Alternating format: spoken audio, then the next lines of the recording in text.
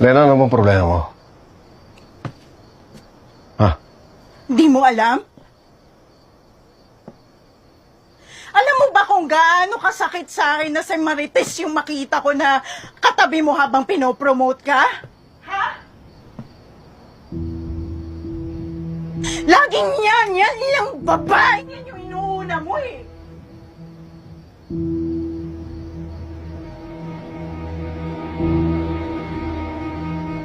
Asawa ko si Marites.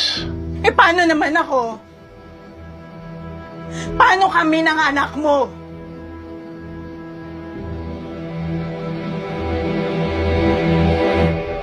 Bigor, baka nakakalimutan mo, ako yung kasama mo sa trabaho. Kaya ako yung mas nakakakilala sa'yo kung sino ka sa pagiging pulis.